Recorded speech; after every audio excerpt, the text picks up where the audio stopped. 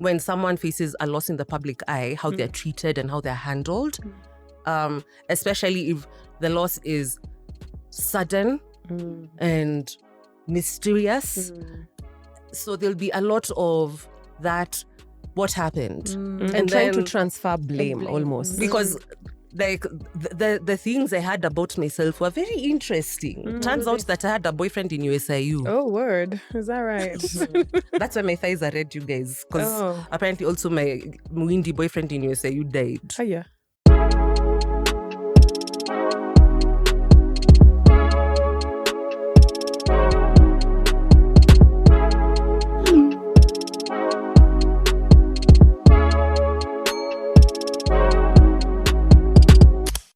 What's up, everyone? Welcome to yet another episode of It's Related.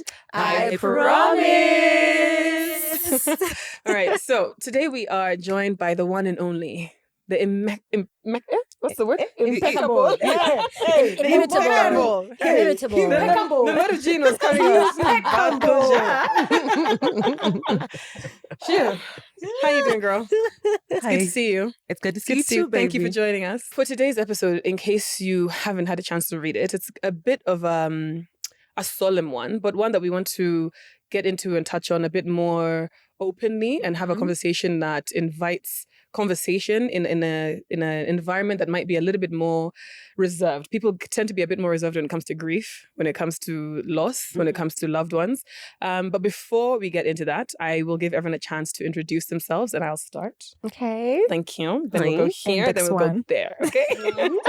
So my name is Noni Mushiri, aka Noni Mushiri, and I am 1/3 of It's Related, I promise. And my name is Julia, aka Jules Guy. Though I'm just trying to repeat it to make your tone. It was really giving journalists. You know, I'm sitting here with 3 journalists, so I need to step up my game. That's it. Yeah. My name is Julia.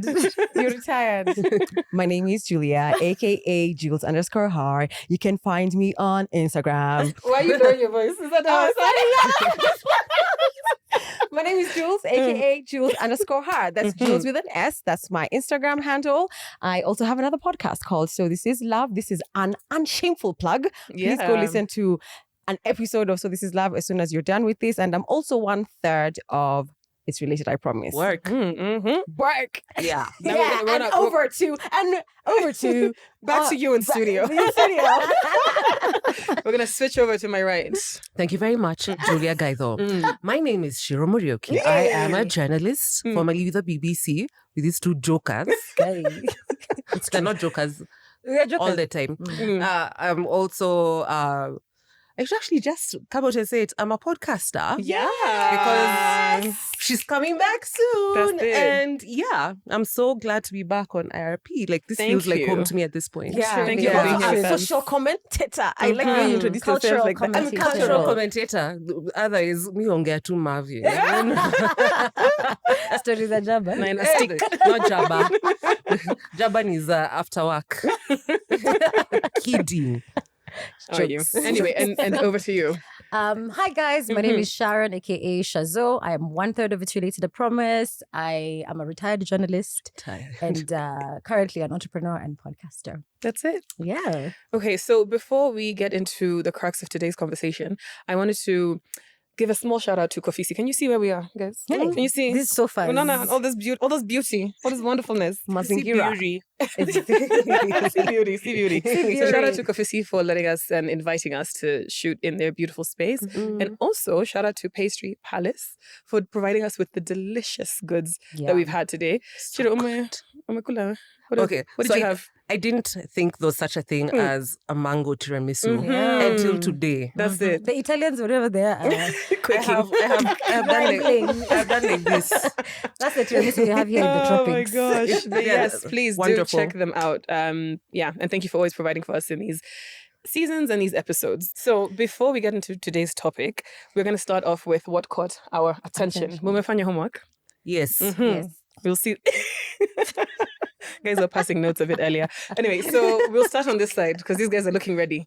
Okay. Sharon, what caught your attention? Yeah, what caught my attention is the Showman Residency by Nyashinsky.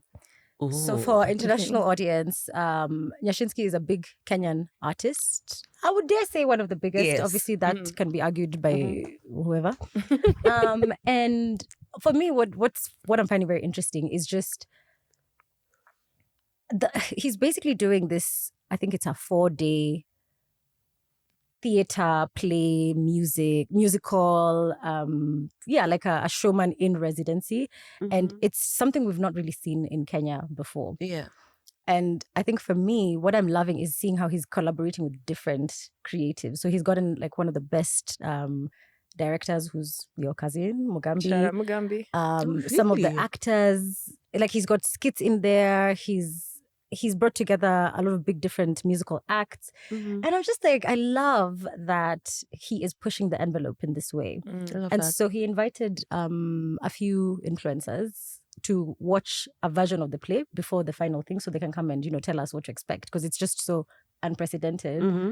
And Rono, Yes. what call it? Is that name Debbie? Yes. Yeah. Oh yeah, because I was Yes. like, where is it? I Rono. love that girl, first She's of all. amazing. I'm her biggest fan. Like when she, anyway, it's related. It's released, I promise. When she went to Rwanda and was On that on the beach. I was dying. I was like, this is how I want my travel content. Like, it was Yeah. she's so funny.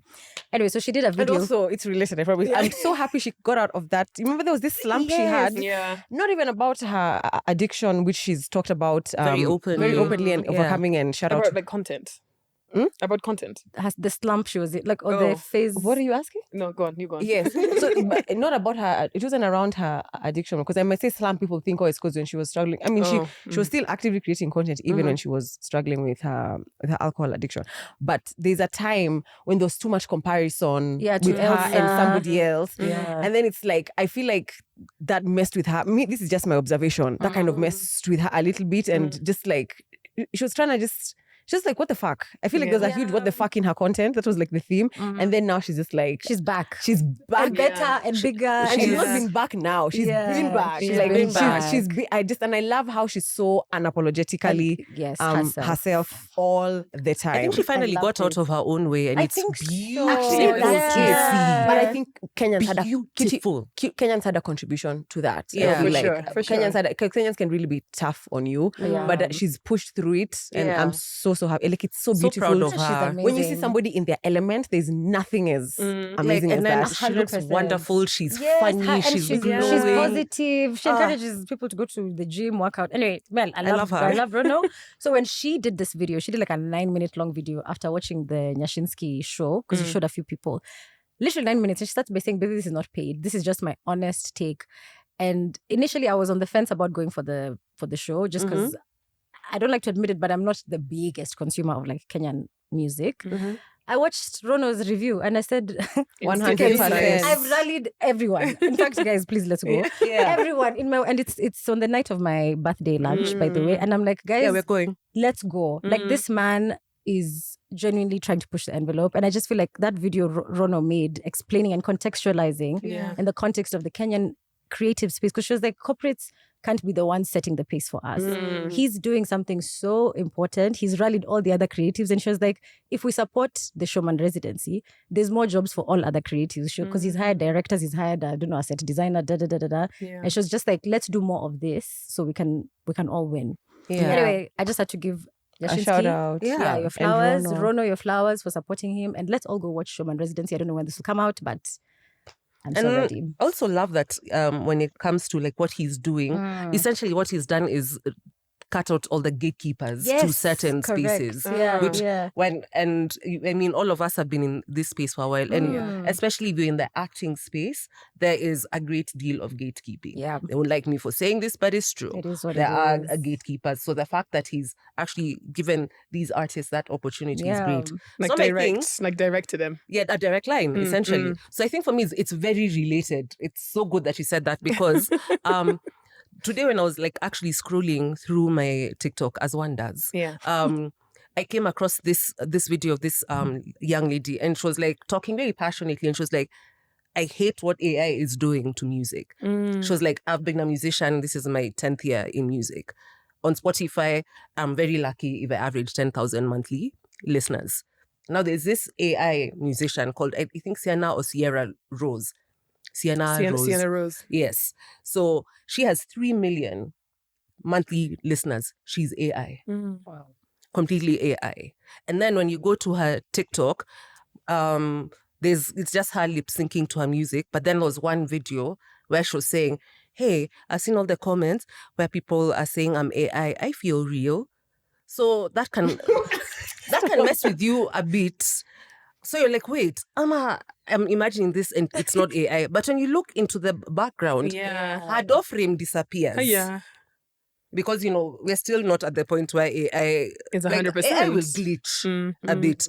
And so then, I'm wondering if I was a musician, I'd be in a right fucking panic at this point. Because, for someone to create AI music, you don't even need to have a knowledge of music. No. All you need is the right prompt. But there's something that I saw that said with AI taking over those spaces, it can't really duplicate culture. Like, there's a certain point where, okay, now when it comes to a live performance, what will they do? But 3 million is a lot. Yeah, I 3 million know. listeners I is would a be so lot. alarmed. I can see how that can be discouraging also, but I just feel like to what extent? Is Because it 3 million because they eat is amazing? What is their pronoun? Actually, the machine, the machine, is that? It's the same way. Like, would that camera have like a gender? It's just it's a machine like everything else. And like what you said, 3 million monthly listeners, and then now it gets to the greater conversation of when it comes to platforms, like Spotify or Apple Music. Is there should there be an oversight role where they're concerned, where things need to be labeled as AI, like the same way on TikTok now.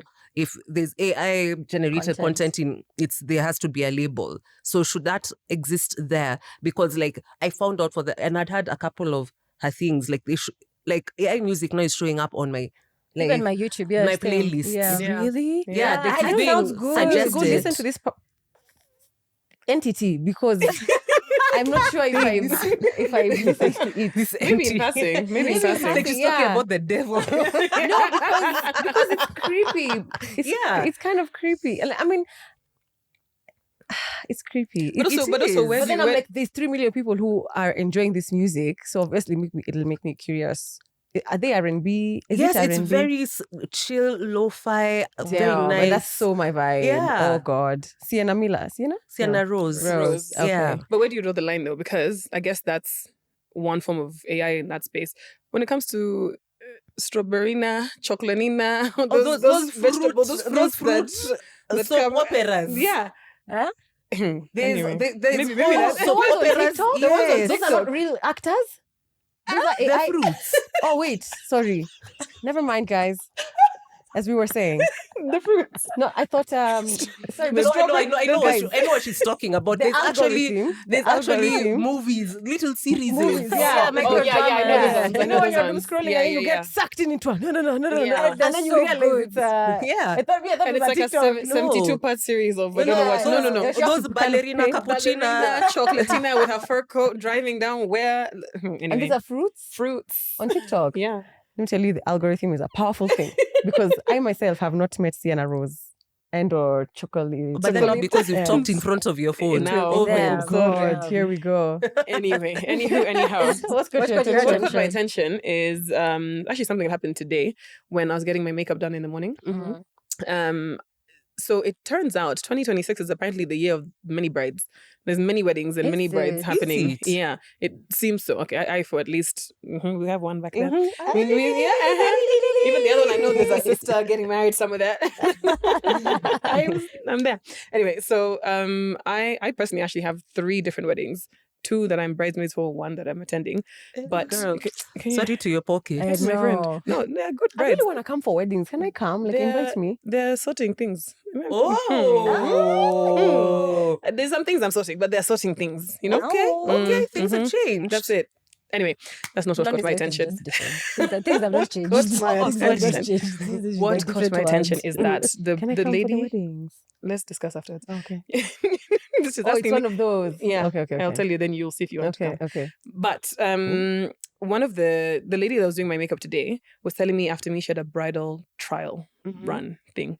And I was like, oh, that's exciting. Like, you get to whatever. She's like, no, I'm actually very nervous because recently I've had so many bridezillas And I remember thinking, oh, so now I'm there trying to be extra nice now. I'm like, no, this is perfect. This is great. I'm not one of them. Exactly. I'm not like one of them. I'm just so different from everyone. I'm not like the other girls. But I guess I remember thinking, do you ever think of yourself and do you notice that, first of all, do you think you'd be a bridezilla? Yes. Do you think you'd be a bridezilla? And also, do you catch yourself in those moments? Is it as a bridezilla, is it like, okay, like imagine you're a bridezilla, right? Would you just be like, look, it's my day, so therefore it should just be my way, full point blank period?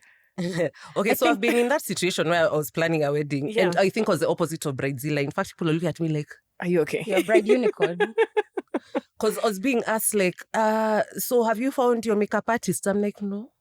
Yeah. Have you? So the only thing I got really serious about was like finding the dress. So I'd narrowed it down to like 2 options. And even like those 2, it like literally it should have been like either or. Yeah. However, I've been in a wedding with a bridezilla.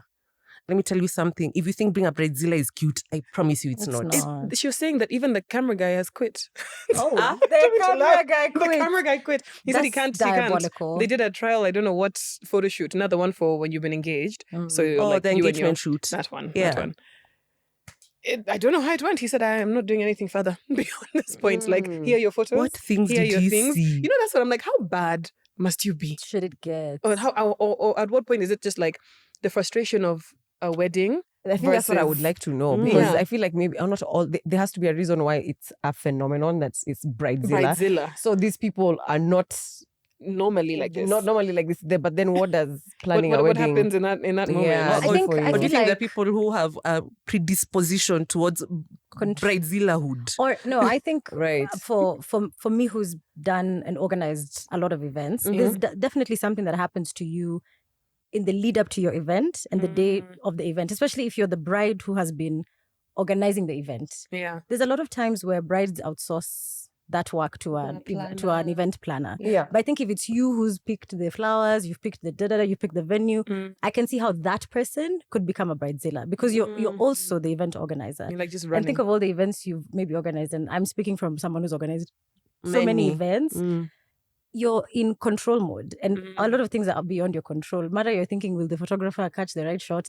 So why I think I would be a bridezilla is because I am that way when I organize my events. I'm a dayzilla. I'm type A when it comes to like things going the way I want. So what I will do to avoid that is have an event. I will outsource. I'll outsource. And that's why like even for makeup, the person who does my makeup, Modern Njoba, she's a bridal makeup artist. Like I know I have to work with her because if I get a beautician that does some nonsense, I will lose my shit. And like I don't like get today's angry. The day you want to do this. Today's the day. And like I rarely get like so angry and flustered, but I can tell on my wedding if things are not going well and I'm the one in charge. There's a difference between being particular. Yeah, I was gonna say it's okay to be stern and like like, hey, listen, this is what needs to happen. Why we? But I feel like that's what people describe as bridezilla. No, girl, they're bridezillas. Godzilla bride version. I think that the people who I think have fed into this, messaging by the wedding industrial complex. Big wedding. Big wedding. Big wedding. Big bridal. So what's bridezilla? Like, what's the extreme You're complete end of brat. that?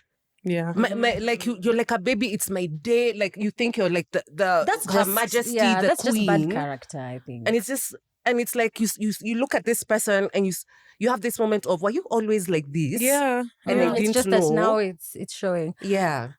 Although I do feel, to a certain extent, in defense of brides, it's bridezilla. I do think, but actually, I can imagine think about the whole for the rest of your perfect. And obviously, not every day you can't screw it up. And also, I think you have the one day, because now after that, as a woman, you're giving birth to kids. This is the one day it's about you. I think you should have a little bit of space to be crazy, a diva. Okay. Maybe not crazy, but a diva. Like, let's give brides there's divahood and then there's bridezilla. I want to find out why the videographer quit, because maybe he didn't deliver. I've worked with, Siko Baya, but Present company excluded. Sometimes these guys, they're like, yeah, you'll have it by Tuesday. And then it never comes. Kumbe, it's the third Tuesday from the Tuesday they said.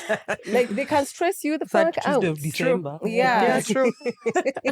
Or they send, and then they send like 10 pictures and they're supposed to be 110. They're like, the others are coming, start with these ones. And I'm like, Don't start. the deadline was for everything, not some. I mean, there's a difference between them trying you. Like the things I've read on Reddit. Yeah. Reddit is a It's font of amazing, knowledge. yeah. Where like people describe situations where you're in someone's lineup and then suddenly you get cut because they're like, you're too fat. Right. You're too Or fat. she tells you need to put in these $1,000 extensions. Yeah, or you're sent, okay, yeah, or you're that's- sent yeah. a budget. Like As we really back in. Yeah. What's got your attention, Jules? What's got my attention? What did you say? Left what? Left field. Left, not Had left. Had Had left. left. Had left. Very far from this. What's got my attention is just the other day I was scrolling on Instagram, and then I see this post. This woman, she's taking. It's just like a carousel of her life. How she used to be this person, but who she is today, and this was because of an illness. So she was like this high-flying career, and then but she struggled in love, and then finally she met the man of her dreams, and then she got a baby. It was a very, very hard pregnancy, like a lot of side effects with trimester 1, trimester 2, and then finally the baby came, and then did you watch, and then she got, I don't know what the disease was, but it's like, it's not cancer, but it's one of those you have to live with for the rest of your life. And then I think it affected her hearing on one ear. Yeah. And then and this I is was like, like, wait, this is the full stop. yeah, so things just went downhill. Yeah. And the disease was it was one of those like, oh shit. For life. Yeah, I can't remember what it was. It was very devastating. And then you see the pictures of her husband taking her through this. And this is like a new marriage, right? It's because she got married older. They had kids immediately. And now she can't go back to work, blah, blah, blah, blah, blah. But the final picture is that she's somewhere taking a hike with her husband. And she said something around the lines of, there's the life, there is the life you plan on living and the life you get. And the life you get is one you have to very quickly reconcile yourself with. Is it with or to? Otherwise, you will spiral into what ifs, depression, and if she did not have a radical acceptance towards her situation, etc., you get the point. And that stuck with me because it made me go like, am I living in the life I get right now? Like, this is the life I get. Like, should I stop dreaming? At what point, you know how they say sometimes, where's the balance? The power of your mind, and that is how you will manifest or create your own reality. So at what point do you stop this? Or, And then at what point is this the life you've gotten? You just have to accept. Or you're an active participant in your life experiences. And that thing, I've been having that kind of dilemma or that feeling within me since I read that post, because I was like, oh my God, so am I gonna stay like is this it? Or should I dream for more? Or should I just learn to accept? Should I learn to accept the way things are? Because there's a lot of things in my life right now that I want more. I mean, that I'm not happy with. Not happy. Like, I've not reached where I want to be. Like, I still have hope for a lot. So I'm like, where is the balance between having hope for a lot and having gratitude for what you have and or accepting where you are? I feel like the balance for that, if I could just pontificate, or I feel like to counter that is to think about it like, at the point at which you know you're doing your best, within which is that is within that is in your control. I think that's where it is. Like, if you know you're doing your best to provide the life that you want, because then the rest is just not in your control. I think that's where now you can sort of relegate to that thinking of let it go. This is the life I get. But even that part where it's like when the wanting starts to become a bit negative, and you can tell when you're wanting in a way. I get what you're saying, Nons, but it's the way, just think about it. It's the life you get. Yeah. So right now we're still in we're aspirational. You still have dreams. You still have dreams. You guys want to get married, have kids. Yeah. I know you don't want kids, but I'm sure you'd want something, a lifelong partnership or a different career or a different waist size or a different, and then so got it. Girl, like, I'm just trying to explain. I get you. And that has kind of like imeni shock. When that's the life you get, I was like, hey, it's abrupt. It's abrupt. I see the dilemma. It's like, because like, as long as your life, like, that thing of hope springing eternal, and right? they say you shouldn't look. And you say, it's not a thing where I was like, it's not like it's a career that she didn't get, it's an or illness. it's or a partner that she's not happy with, and she's just been left with a bunch of kids. No, this is like illness that completely has it disrupted her. She can't work. She can't mother the same. She can't have any more children. By the way, whatever this thing was, I remember it was so much, and her life changed. It was a life-altering diagnosis. Life-altering thing, and that thing of the life you get versus the life you want or aspire for. That thing kind of it just shocked me a bit, and that's what caught my attention. TBD. To be honest, it was actually in my what caught your attention. It was the one thing I had. The reason I'm saying this is because I've been saying the whole morning. I don't have a what caught my attention, but I felt like it's too intimate to share because it's stressing me the fuck out. It kind of feels like it relates to this because you said radical acceptance and all of that. There's elements of that I can kind of attach towards grief, and loss, and what then that means, because in my mind, what came to mind was, okay, for example, I think the topic we're discussing today is grief, right? But in a way that is beyond just what does it feel like and look like for the person going through it, but also the support system around. Right. And I think to a certain extent, if everyone had to think, there's a moment of grief that has really impacted how they've continued through after that moment, right? Which I wanted to kind of touch with you a bit. Yeah. Why is this topic so intimate for you? Because unfortunately, very intimately acquainted with grief. In 2020, my dad passed away. I think you guys were even there for that. I lost my dad to COVID. He was an amazing, just the best man that ever lived, honestly. Even I wish you guys could put his photo here. We can you give it to us. We'll just put your face twice. And then put a mustache. That's my dad. Because he really did look alike. Twins. And it happened really suddenly. And so that was also another level, another layer to that grief. And then as I was healing from that, I found love. And then I lost my fiance in 2024, February. That was Charles J. Oda. I still smile. The legend. The man, the myth, the legend. And I like to say that we lost him because it wasn't just me. I think everybody lost Charlie. And so that's the reason why this is so important, is especially as we get older, we're going to, it's inevitable. We're all going to experience grief. Yeah. And, I think maybe, and I'm starting to believe that maybe part of my life's assignment for this lifetime is maybe I got an early introduction to these levels of grief because, at this age, it's very few people who've lost partners. It's usually people our mother's age and so on.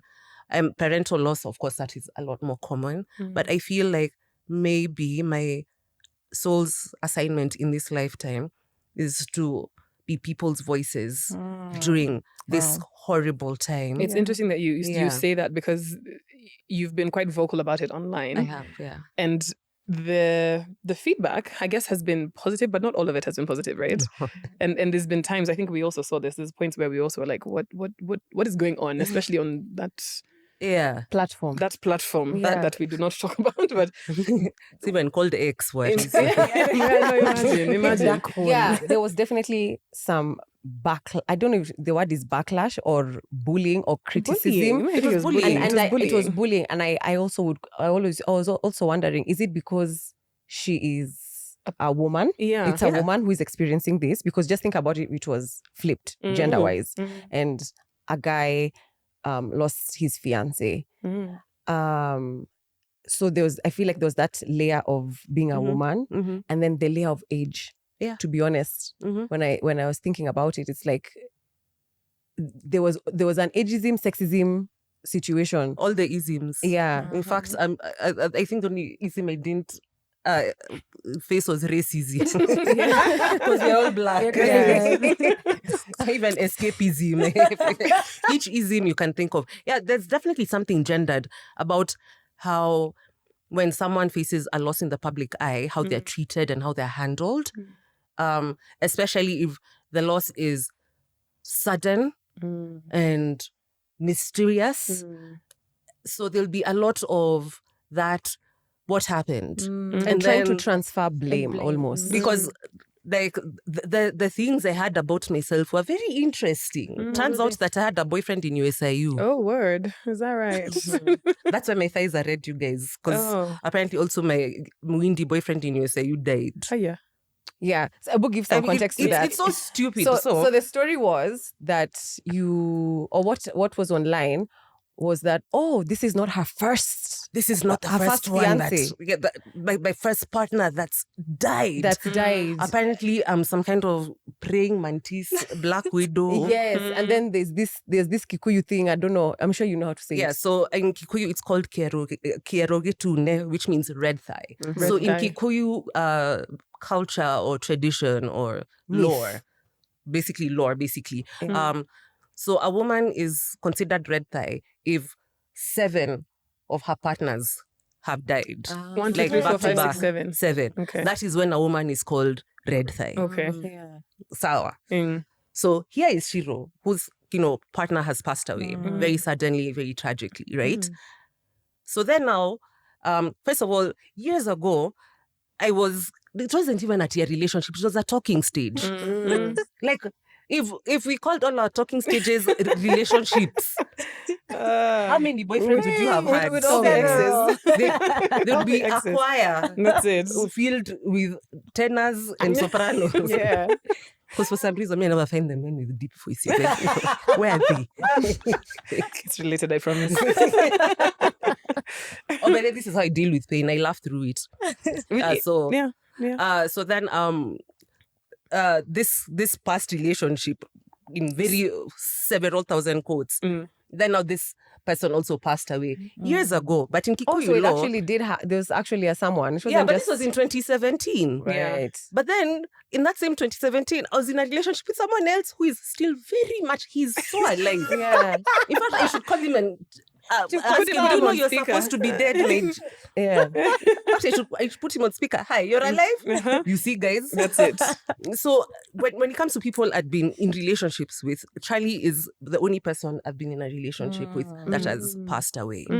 And this I'm going to say out loud so that people stop attaching nonsense to my name that is based on lies. Yeah. So the genesis of this story was this account on X, which was also the same account that said that Larry Mado and Edith had a secret love child. Oh, word. Yeah. Okay. So it's just a A love child that's 16 years old that was born in 2014. When Edith was Let a us pause and children. do the math. Yeah. About 16-year-olds that were born in 2014. But and sorry to interrupt that, but that's the thing with X especially. Like someone says something and it goes. And it becomes gospel. No one wants to no one questions fact check. it. And then also, especially because if the target is a woman, number one, right. a woman in the public eye, number two, Yes. and then an opinionated woman in the like was a public eye. trifecta. Yeah. I'm an opinionated woman in the public eye who has suffered this bereavement. And of course, there were people who were just waiting for their opportunity to cut me down to size. Yeah. That was those are the people. But then the vast majority of people just picked up on a story, and because they saw a big account on X was sharing it, ergo it must be true. Yeah. And so one thing then that actually like kind of like to this day I'm still really confused about is when I was growing up, there were rules of engagement, social Of course, social etiquette. rules, Social etiquette, etiquette, right? Yeah. There are people we don't make fun of. We don't make fun of No. the bereaved. We don't make fun of Yes. disabled people. Yeah. People who have been faced with things that are not in their control. We don't make fun of them. But then now with the internet, I think all bets are off. Yeah, because everyone can hide behind. It's the keyboard warriors, it's called, yeah? And even like when I look at, other people, other women in the public eye who faced, losses, they faced some level of scrutiny to a lesser extent. Like this babe who won Tusker Project fame years ago, her name was Ruth Matete. Lost her husband, was also dragged through the mud in the internet. And that means I'm not an outlier. I'm the exception. No, I'm not the exception. I'm the rule. You're the rule. 100%. There's a gendered side of grief. For sure. Sorry. No, I've stopped me. Okay. No, I think so. Okay. Basically, what we want to kind of touch on is when it comes to that, and as a woman, and for us who are supporting, what are ways that we could maybe get into that and support in a way that actually helps, first of all?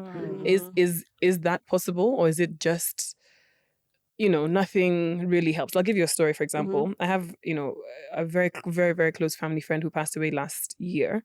And every 27th, I know that that's the 27th of that month. And in my mind, initially, I was like, I don't want to remind her. And there's a day that I sent her a message on the 28th. I was like, how was yesterday? And she was like, yeah, why didn't you text me yesterday though? And I was like, I just didn't want to remind you in case you had woken up and had a good day and like it wasn't in your mind. She goes, there's never a chance that I will forget. There's no chance you're going to be the one to remind me that, my mother passed away, for example. And I remember thinking, okay, maybe that's my own insecurity around that. And what does that, like, how do you navigate that? How do you navigate that as an outsider? Yeah. Because sometimes I feel like it's hard for us to figure out how to serve. What's You've too done much? some content around what how to do, show up, how to show up, how not to show how up. not to show up. But I don't know if it cuts across for everybody. There are people who don't like to be asked, are you okay? Because that's not the right thing to ask. I think that's the bigger question here. How do you show up for somebody who is I think it also grieving? depends. Is it very early have a few months gone by? Have a few years gone by? Because the grief in those, periods is very different. Early grief, I don't want to be bothered about life things. I don't want, when people are coming to my house, I don't start thinking who's going to cook for them. If I'm a parent who has a child, the last thing I'm thinking about is who's taking this kid to school. So like, I think the best way to show up as a community for someone in very early grief is to handle their life admin. Right. Like if it's going to the supermarket, go to the supermarket for them. Check, open the fridge. See, okay, what is needed there. Go to their pantry. Go do their shopping. If the children that need to be taken to school or picked up from school, handle that. Like just life stuff. Okay. If it's been a few months in, that is a time, or like even right after the funeral, that's a time that people need you the most. That thing that people say, hey, let me keep my distance. Imagine, please don't. Even though it's coming to my house, you sit there and you're scrolling on the phone and I'm just sitting there. Because I remember early grief, especially after we lost Charlie, the one thing I could not stand was silence. Because then my thoughts were very loud. So I just wanted people to be around. You don't even have to be talking. Like even the TV can be on. But as long as like I know there's someone else in the house, that really helped. So I think also just grief is a very lonely thing. And even like you said, because when the 27th came and you're like, okay, what do I do here? So people get very weird. I am those people who get very weird. And this might sound like normal to anybody else. These things you're saying, like, manage the admin, like that I wouldn't have. You didn't even have like come I would to have you. like, is that the right thing to do or the wrong thing to do? Is that the now too am much I- or am I too little? taking away? I actually completely freeze into immobility when that, and I've been in that position because I haven't lost. Thank God, I haven't lost a parent. I have not lost a partner. I've not yet lost somebody who is so close to me that I can say this is deep. This is grief. Other than my grandfather. And so I'm always just like, fuck, how do I show up? And yet I find myself a very compassionate person. I'm able to, like when I'm in a relationship, I'm very vigilant. I can be like, okay, this is what he needs. This is what I need to do. But like when somebody close to me lost somebody close to them, I completely froze. Let me ask, is it are you freezing because it's not something you've gone through, so you don't really have like a roadmap, like this is how they must be feeling now? Yeah. And so like on your end, it's like complete unknown, so you don't know how to act? Yes, that's what it is. And then I'm scared of doing the wrong thing. Yeah. I'm scared of... Then you make it worse. I'm scared of saying, are you okay? And then I'm told, never tell somebody who is grieving. Never ask them if they're okay. Even just now when you say, come to your house, I'm like, what if you don't want me to come to your house? And, how can I open your fridge? And you know what I thought about when you said that? Yeah. I said, how do I even get myself to the house? Do I say, hey, can I come over? No. Yeah. So you just show up. Show up. Got it. Show up. You know now... And then they'll Really? say, don't just show up without... You know that feeling of shame on me. Yeah. It's all gone during that period. Okay. It's all like, even when, let me tell you the thing that I hated being told when I was like in deep grief. Anything you need, let me know. Why must I? Yeah. Give you like a pamphlet how to support Ciru through her grief? No. I get... And also, to be fair, you're also navigating it yourself. So it's like, I can't... now I have to start telling you that this is what I need. On top of everything else. Yeah. Now you have to start... So I think the only wrong thing, the only like terrible, like when you think about, like, in fact that's the question I should ask you guys, and I think you can all answer me. When you think about like the absolute worst thing you can do in that period, is not show up. Yeah. What do you think? What faux pas do you think that someone would commit during that period that would be like unforgivable? Damn. I can answer. I'm ready. I think it's not showing up. I feel like would be unforgivable. Yeah. I get avoidance. Yeah. But what if someone is showing up differently? Like, let's say maybe you wouldn't physically show up, but let's say there's a donation that needs to be made to help with, that's still showing up. That's exactly. So I think for me, a faux pas that I would imagine is if someone like trivializes or rushes you to be back to normal too soon. For me, that's what I would feel like. Can I have a moment to... Yeah. Like, it should be up to me, not you. Not like, oh, Sharon is now, she's still grieving till today. I feel like that. Like, that when are you getting over it? Yeah. Oh, so you mean from the perspective of the person who is grieving? Yeah, because that's what you've asked, yeah, right? because like the reason I've asked that is because the fear is like saying the wrong thing. So I want to see like... There's many different things. Yeah. Showing up unannounced to me, like, what if the person just wants to rely? Okay, for me, there's people who they don't like to cry, maybe like publicly. And I don't mean publicly in front of people, but just like in front of even one or two people. Then that's the day Modoni has decided to show up because you said just show up in the house. And I'll be like, oh, okay. Yeah, when you see people are starting to cry, you go to the kitchen and start washing and start dishes. doing other things. Yeah. Jipe shughuli. I have no problem if you start crying, but it's not about me. So that's what I'm trying to say. Like, I have no shame. Me, first of all, I'm a crier. We can even all kumbaya and cry together on anything on site. Sleep, cry, we can do it, But I'm ready for a good nap and a good cry. But it's more for, sometimes there's a bit of shyness. I don't know if it's shyness or something or vulnerability, let me say. That you're like, oh, now she's now seeing me cry. And I'm like, it's okay. But if you're not okay with it, let me leave. Kind of a thing, or let me remove myself. Yeah. Then also the other thing that I've noticed a lot of people don't like to do is ask. Do you want me to be here? But that is such a... And then also it also depends on the relationship you have with that person. So I think maybe that's where we should start. What kind of relationship do you have with this person? What was your relationship with this person before the loss? Did you have the kind of relationship where you could...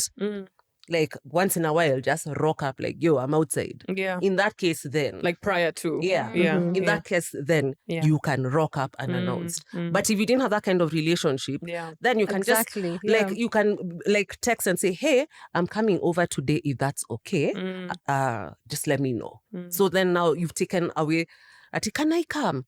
So that now if you say I'm coming over and then they feel like I don't want, so they'll just tell you, no, not today. Or maybe even being the person who is on the other side, not the person who is grieving. I think what I'm getting from what you're saying is you also have to be open to that kind of confusion or rejection from your friend. Because it's not about you at that It's not about point. Yeah. Like I feel like if that's you what rock I'm up and someone turns you away at the door, it's okay. please do not take it personally. Don't take it personal. And they're not telling you never come back. Yeah. They're just not ready. They're saying not now. Okay. I have another question for you, Ciru. Yeah. So you lost your dad, and then what was 4 years later, you lost your fiance. But then these were very, one was private and one was very public. Very public. So and I feel like there was, I just want to know, what did it feel like being that kind of scrutiny, almost like you're being mischaracterized online, and then how does that affect your grieving process? How does it even also affect how you show up online? Because already you are a public figure. You said when we started the episode you were on the BBC, and then we already knew you on social media. I don't think you were as we can't forget the trend. Yeah, come on. Even on this podcast, even on this podcast, but you were not as. There's something that happened. And I was telling you, we talked about it earlier. Before we started this episode, I was like, Ciru, there's a switch you had where you were like, I don't give a fuck. Yeah. And I love it. You're in this, you see the Rona we were describing, this era of... And I know the funny thing is, we both, Rona and I had the same fuck it. And switch. I look at it, I'm like, damn, this has happened to you at 25. Yeah. Because just before you said, well, this is me noticing the fuck it, you had posted on TikTok, I don't know if it was on IG, I was seeing on TikTok, how you were like, I find it so hard to be perceived. To be perceived, have this fear of being what seen. I remember was self-promotion. You said, I don't understand this thing of self-promotion, always posting, always whatever, but I feel like I have something to say. I don't know. I guess let's see how it goes. Then the next time I'm seeing you, it's like every 2 days. You're just dropping gems, and very controversial stuff. and I feel like, oh, so this is Ciru. Yeah, I feel like I love this. Anyway, I think I there's a switch that happened, and it's amazing. And I honestly feel like it's almost tied to all the trolling that you experienced. But now the way you were being mischaracterized, no one was looking at you when you were grieving your dad. But I feel like you are being watched. Yeah. So how does that affect how you grieve? How does it affect how you show up online? Yeah. I think when it was happening. Okay, first, like the first week after it happened, my sister took my phone. She hid it. I had to beg for my phone back. She's like, I'm not giving you back your phone.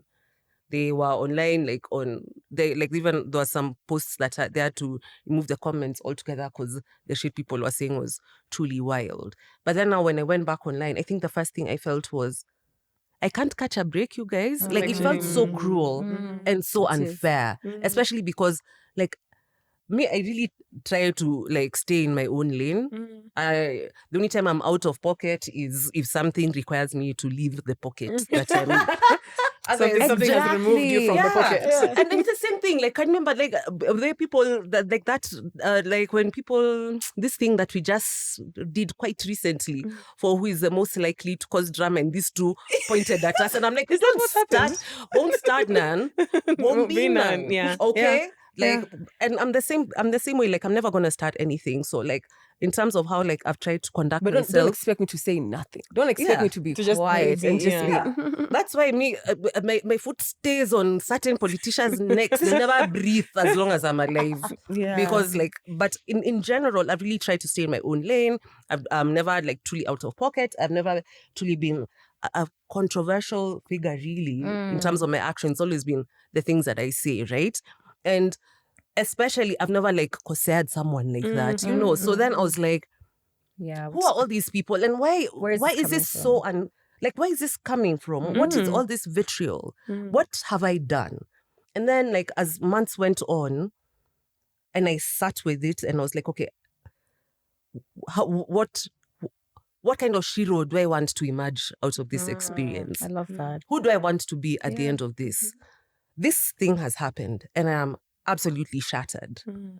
But what meaning do I want to make out of this thing?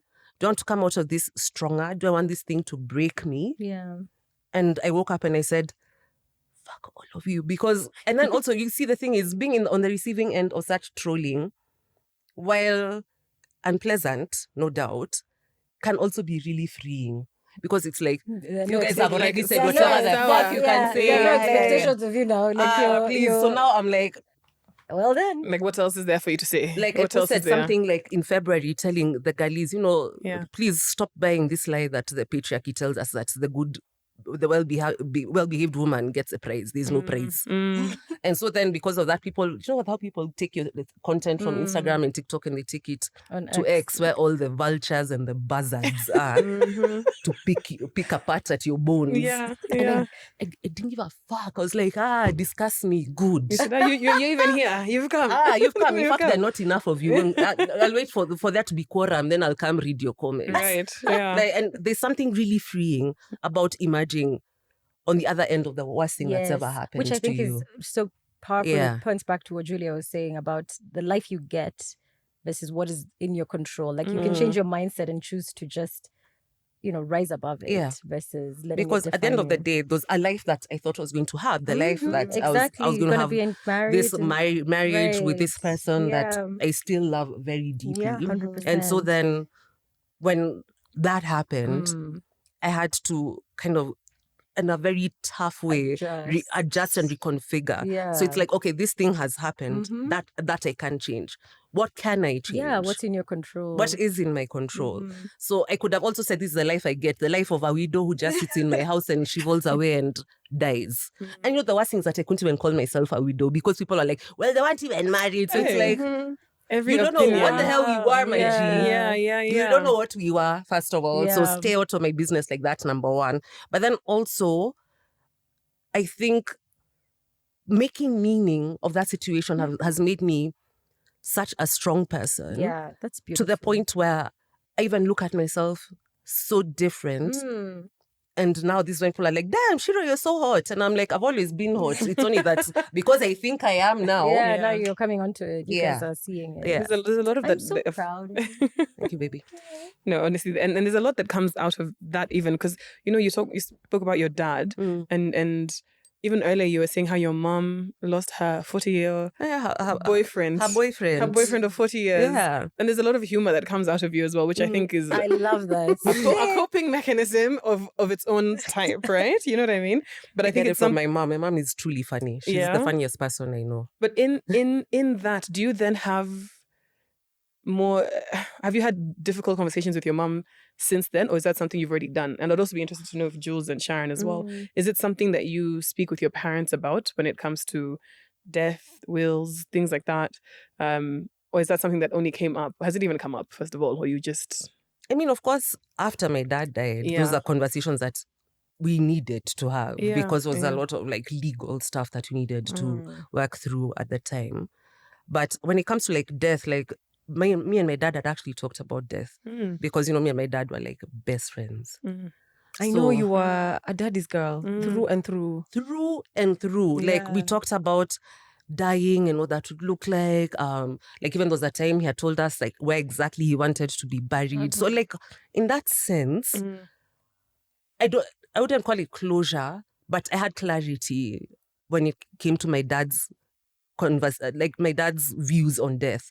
But when it comes to my mom's views on her own death, that is a conversation she just completely refuses to have. And I get it. I get it. She's still quite raw. I think maybe it'll come with time. Who knows? Who knows? Yeah. I'll just give her time. Yeah. Right now she's back to wearing color, so that's enough for me. Are you her inspo? We can see. We can Yeah, see. my mom loves pink. I don't know where this pink mother of mine came from. What What about about the you? kinds of things my mom would wear now? Yeah. Okay, not this pink. I know I look like a highlighter. But can still see me when you close your eyes. It's actually highlighted this color. No, it's beautiful. And, Oh, and what good about you, God. Sharon? Is that a conversation that you have with your parents? I've had it with my mom, but pertaining, the sort of real estate that they own as a couple, as a family, actually as a couple, as a family, and it's hard. But I think I don't know. There was a time I went for this event. It was called Dinner Over Death Dinner. It was very dark. Even me, I was like, what? These are my white friends. And but the concept was amazing. It was just let's have more open conversations around death. And obviously, if it's around dinner, people are a bit more chill. You're having wine, and what we basically uncovered is just in African culture, the reason we don't talk about those things is because we believe we're inviting death. So it happens after the fact, because the death has happened. So we gotta talk about it.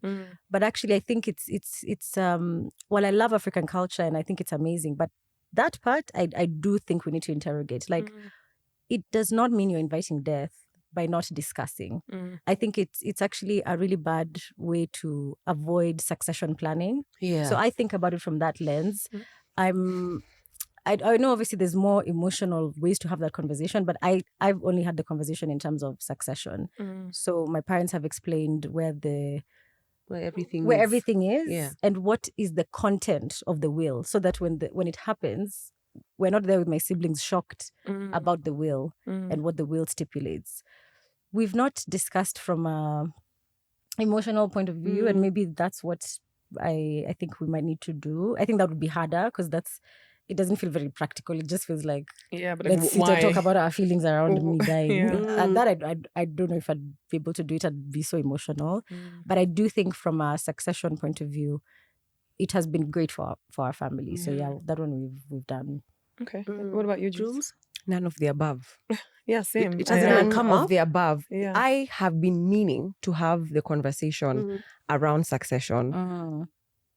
But the reason I don't do it is because I know the belief I'm having is that I'm now planning. I don't want it to look like I'm pangiang their properties, But the reason I wanted to have the conversation, and maybe I can use this clip, please, editor, give me this clip to give my parents, because I it's also for not because I want to know who goes with what, but also for me planning wise. The other day we were talking with my wealth manager about 1, 2, 3 things, and I said, actually, my dad has mentioned a certain 3 properties he has. We're 3 kids, so there's some 3 properties away from Nairobi, and it's actually my dad and mom who have said, but why are you going to buy land in Nanyuki and there's this and this? Then I said, I do because I really want to build a house outside of Nairobi. It's been a dream since.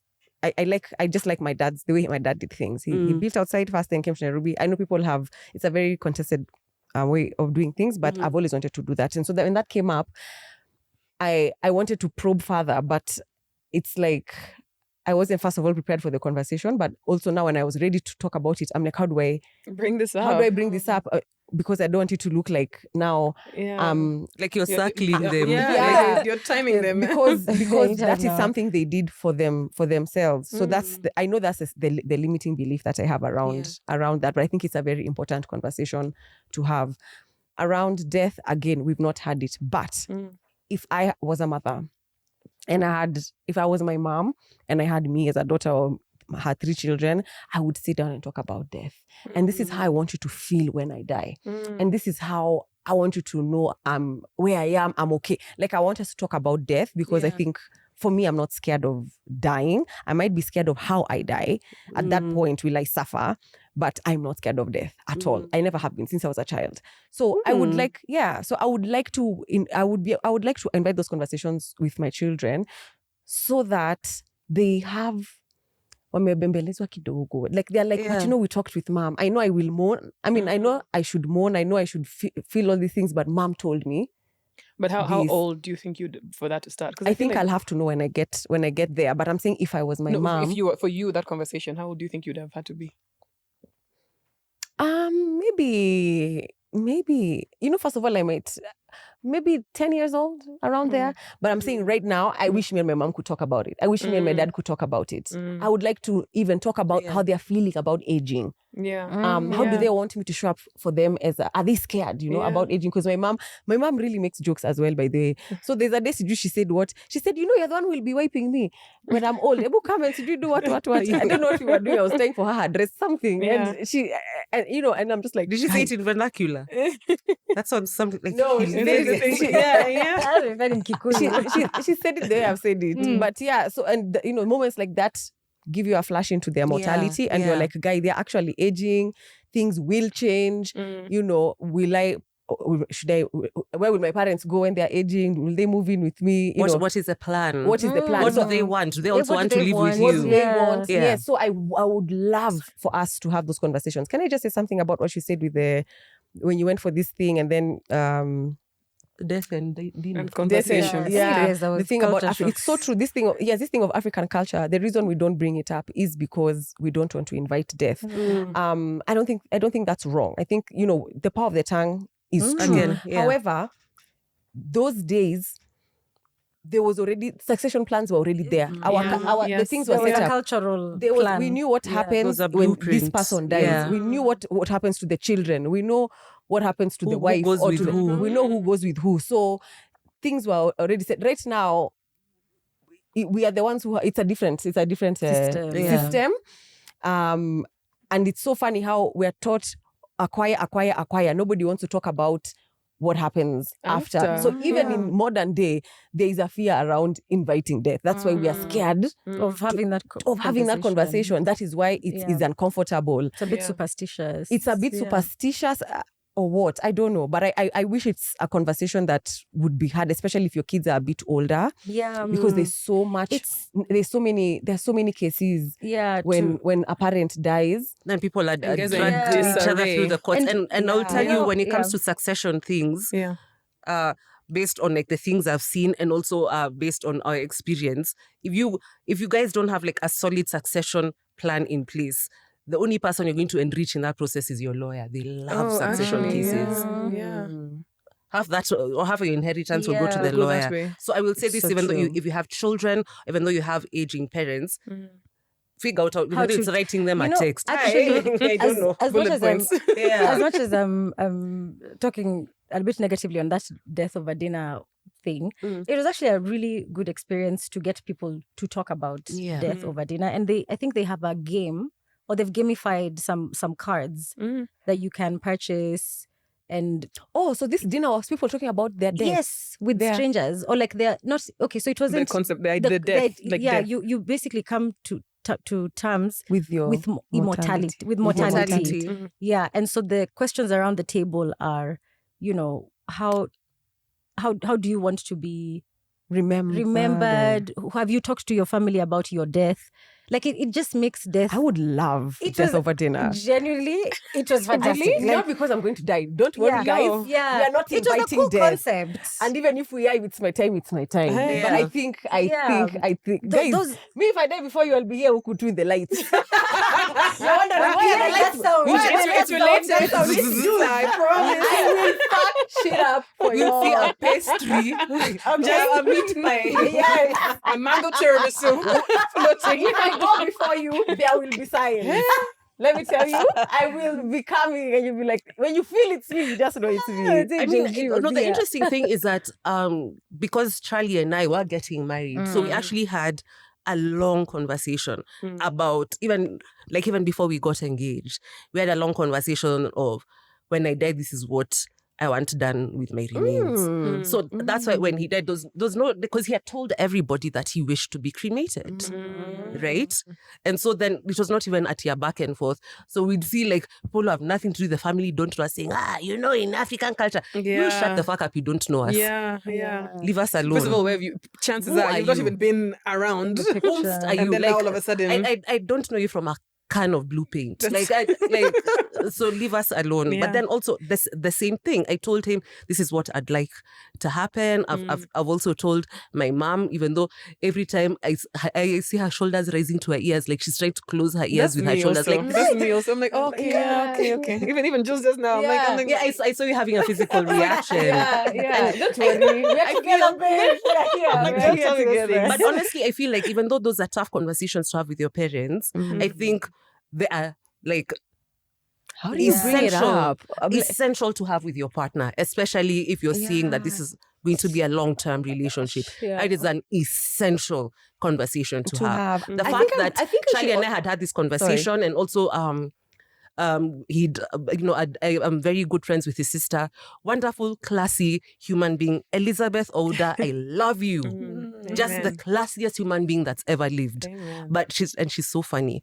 But same thing, like he made it very clear that I was also his family. And so then that's why, like, even during the whole thing, I was considered. And I feel that is really important. If you're in a relationship, even though you guys are not married, you have should... those conversations. Because if, God forbid, the worst happens, you don't want to be in a situation where you have been cast aside, even though you shared your life because with you're this not person. family. Because you're not yet married. Exactly. Wow. Ciru, do you... is this appropriate? Let's go. You see? Do you see that thing? Let's you go. You see what I'm talking about? It's like, imagine, don't censor so yourself. what can Okay. what can And honestly, if it doesn't make it to the cut, it doesn't make it to the cut. But like, did this fuck up your relationship with romance and love? This experience of losing your forever? And how so? I am very aware how quickly things can change. Sorry. I'm sorry, babe. I'm sorry. Don't be. My tears are love.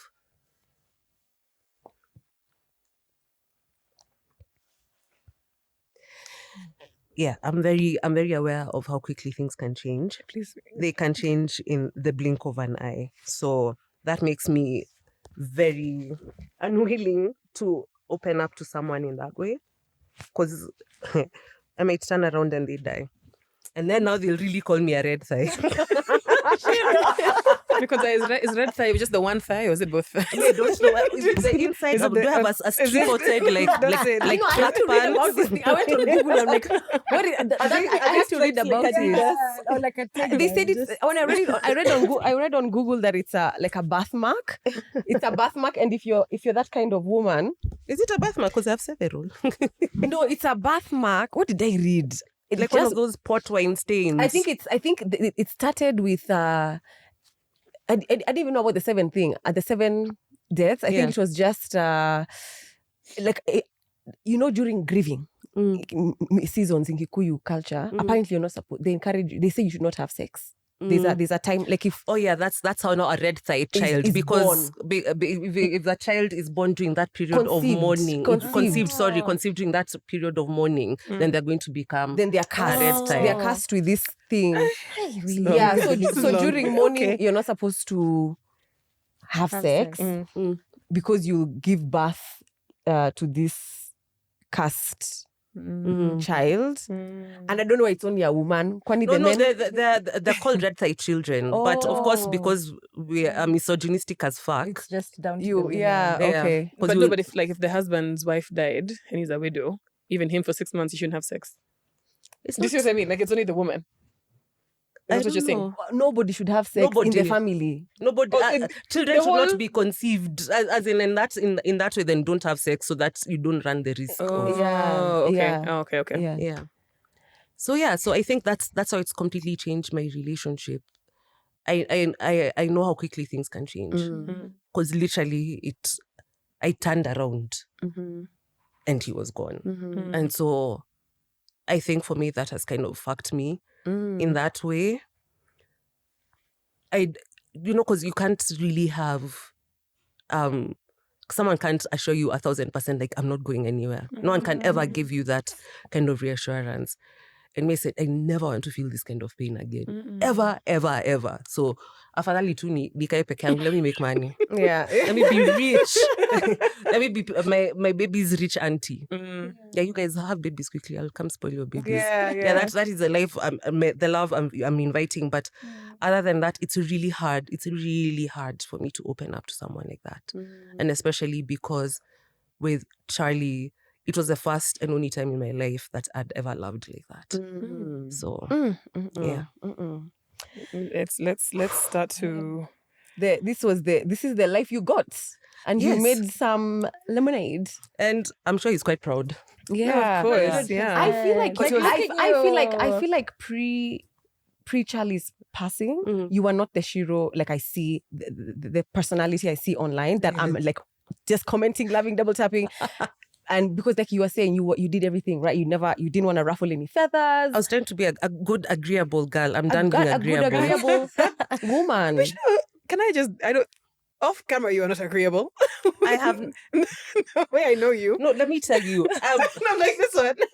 when it came to like social, like when it comes to like social conventions, I was because how I was raised, especially then I grew up Catholic. Yes. Me, I'm very much a chick for mutaratara. You know, there has to be a way in which things are done, and you don't do things in a certain way, in a certain order, go to certain places, dress in certain. Like I actually was indoctrinated like that. Now imagine I've taken up blueprint and I've thrown it away because I've also seen for myself. When it doesn't serve you. It first of all, it no longer serves the woman I am now. And I no longer want to be constricted by that blueprint. And that's when I go on social media and I tell the girlies, please, this blueprint does not serve anyone, least of all you. So throw it away. And I think that's how I've been showing up. And so where are you now? I'm in a much happier place. Of course, I have moments of grief. The month of February will just never be easy for me. Neither will July. But one thing that especially going further and further out, especially from losing my dad, I've also gotten to see firsthand how grief evolves. And my grief for my father especially is such a beautiful thing now. I talk to him all the time. I look at like pictures of him and I see my face. I've gotten to a point where like, because I'm getting older, I'm seeing the white hair. This is from my dad's side of the family. We all go grey very early. My forehead is my dad's. Like I start seeing him in my face as I get older. And so then people ask me like, would you like fuck with your face? Would you? And I'm like, but then that will take away. That's the bits of me that look like my dad, and so I don't want that. Then also, now I used to be very scared of death. Now I'm no longer afraid of death. Like you said, it's the how that kind of makes me nervous. But it was assured that they'd be sleeping. Like for me, death, I see it more now as a reunion. Because how wonderful of a day that will be that I get to run into my dad's arms once more. Yeah. Hey, my friend. Wow, sorry. She Don't tell me wrote those things. Okay. Sorry guys, I'm coming. I'm here like, cry, bitches. Yeah. I told you. I think we're gonna start wrapping up because a while ago I got the you got the cue. I ignored her. Oh really? I looked this way. She gave me the cue. I said, "That's nice." But I want to start off by saying just thank you for being here because you're just you as a person. I'm not even gonna say you're this or that. Just you as a person. You're fantastic. You know. And what you said at the beginning about being like you've kind of figured a part of your purpose is to speak openly about these conversations and to have people also hopefully whoever's listening to know that they can also speak openly. It's not even to say that you haven't supported people through grief because I think we kind of maybe put a lot on you and I personally I commend you for being quite open because there's a lot of things that I like. I don't know. This whole topic makes me feel dizzy. Like that's what I feel. You know, like I don't know how else to say it. That's like I don't know if you can even see. Like it just makes me like. But baby's coming. That's the thing. That's the one thing we're sure of. And I know that logically. Yeah. You know, I'm like if you ask me logically, yeah, cool. Emotionally, I'm like, hey, slow down. Like everyone, please, pause.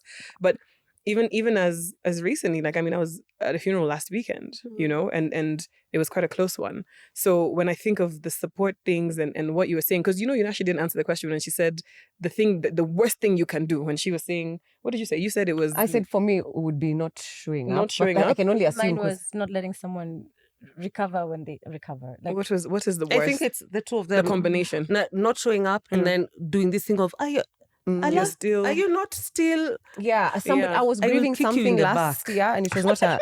I was grieving I know we're almost ending, but I was grieving something. That one hit home. The one Sharon said, because I was grieving something so heavy last year, and I got so hurt when somebody said, "I miss the old Jules," and I know I felt like it was selfish for them to say that. It is though to me because I'm like.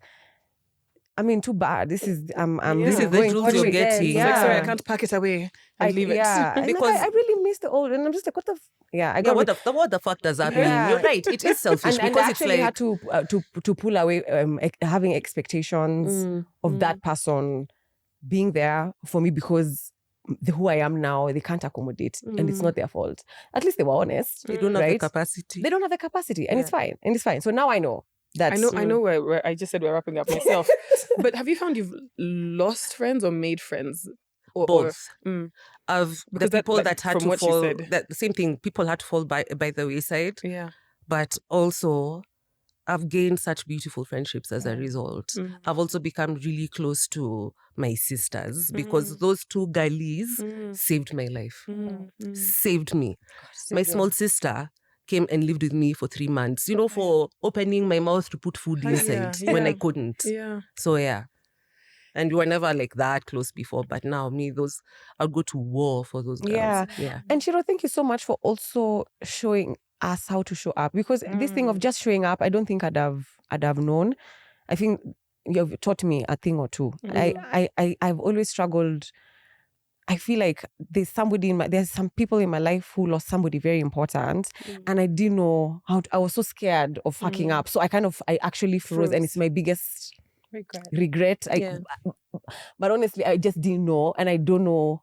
Do you What's text? too much? What's too little? What do you do, man? Yeah. And it's completely uncharted territory if you've not like gone because through you're so it. scared of. I'm so scared of messing up and asking the wrong thing, or Then you make it worse So I think it's important to actually for you to share that information, like down to the nitty gritty.